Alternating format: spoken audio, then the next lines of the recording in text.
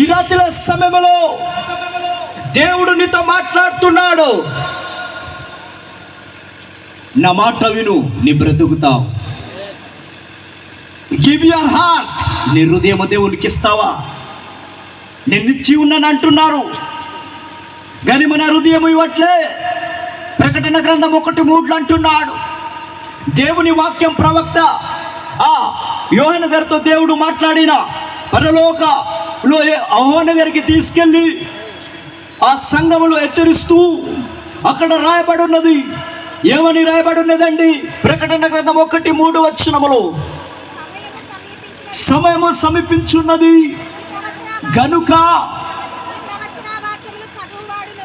ప్రవచన వాక్యమును చదువాడును వాటిని విని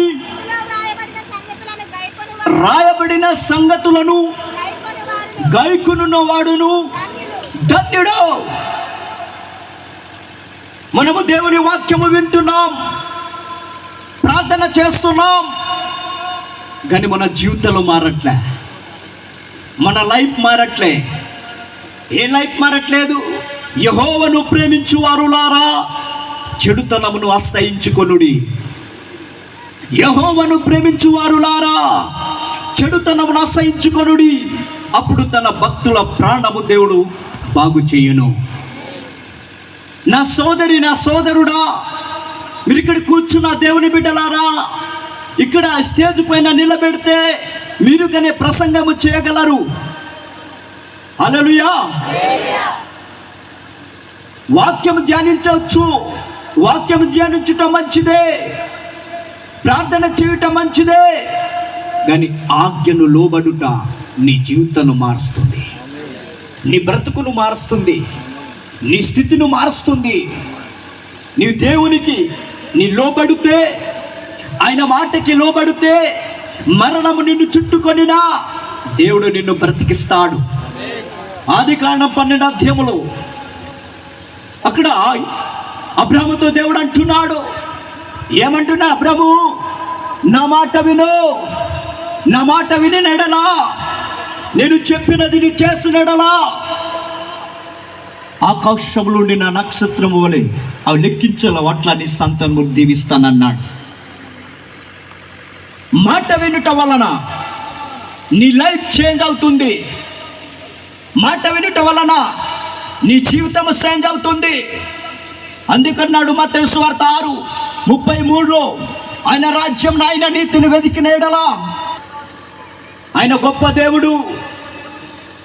ఆయన నీవు వేదనతో బాధతో ఉంటే ఆయన ఇష్టపడడు. నీవేడిస్తే, నీ వేడవక ముందే ఏడుస్తాడు. హల్లెలూయా. నీవొక్కసారి బాధపడితే నిన్ను నన్ను సృజించిన తండ్రి బాధపడతాడమ్మా. కీర్తన 147:3 గుండె చెదిరిన వారిని బాగు చేయువాడు, గాయము కలిగిన వారిని స్వస్థపరచువాడు. ఆయన నీ జీవితాన్ని బాగు చేస్తాడు. ఎంతమంది నమ్మొచ్చున్నారు? వాక్యం చెప్పాలంటే సింపుల్గా 1 గంట కావాలా. చాలామంది 2 గంటలు కానీ ప్రసంగం చేస్తారు. ఇప్పుడు నాకు టైం లేదు, ఏం చేయాలా? Praise the Lord. దేవుని మాట విను. ఈ రాత్రి సమయంలో దేవుడు నిన్ను స్వస్థపరుస్తాడు. 12 సంవత్సరాల రక్త స్త్రీ, మార్క్స్ వార్త 5:25 అన్ని పోగొట్టుకున్నది ఈ వాక్యముతో మీరు వింటున్నా. మీ దైవ సేవకులు టీవీల ద్వారా అన్ని ద్వారా కొన్ని లక్షల సార్లు విన్నారు, కానీ అక్కడ ఉండిన మర్మం ఏంటి తెలుసా? నువ్వు ఎప్పుడైతే దేవుని నామము తెలుసుకొని నిజంగా నా దేవుడు ఆయన నన్ను స్వస్థపరుస్తాడని నమ్మి వచ్చి ముట్టుకుంటే చాలు, దేవుడు నిన్ను స్వస్థపరుస్తాడు.